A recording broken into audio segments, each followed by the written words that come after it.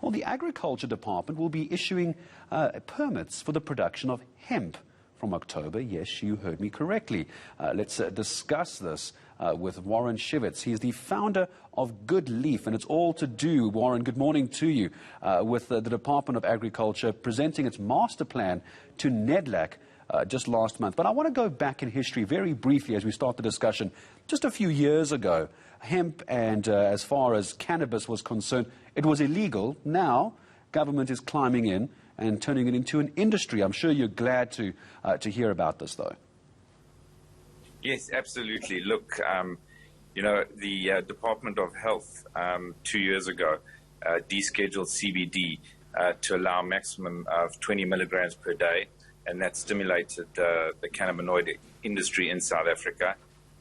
And, you know, globally you've seen this market develop into a multi-billion-dollar market, both the hemp, the recreational cannabis market, as well as the medical market. So we are very excited to see some movement, you know, from government finally in what we think is a, you know, unlocked opportunity in South Africa.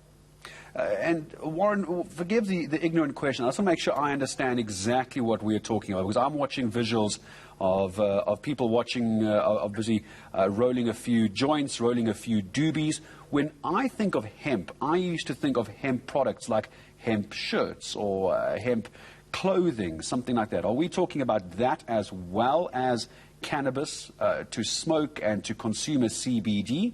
Where in the industry are you and I talking about right now? So there's a few areas. There's hemp, which absolutely can be used for clothing, can be used for construction of housing, is actually used as hemp fiber with a lot of the automakers in South Africa. And ironically, you know, despite being such a huge natural producer of hemp, we're a net importer of hemp fibers. And then separately, you have cannabis recreationally, and, you know, an increasing focus globally on medical cannabis and all of those benefits, you know, for a host of ailments. So agri-financial services, I'm sure, is going to have to step in as well, and I'm sure it's something that you're having to negotiate your way around as well. There's an awful amount of money to be made here, but I imagine, Warren, as well, there's an awful amount of money and financial planning that has to go into this to make it a success. Yes, absolutely. I mean, like any industry, it's all about quality of the end product. You know, in terms of tapping the export markets, there are very strict regulations. In terms of compliance and quotas and just standards, you know, and every area, whether it's, you know, the hemp industry, the recreational cannabis industry, whether it's the medical cannabis market, you know, have very strict global standards to allow for facilitation of trade.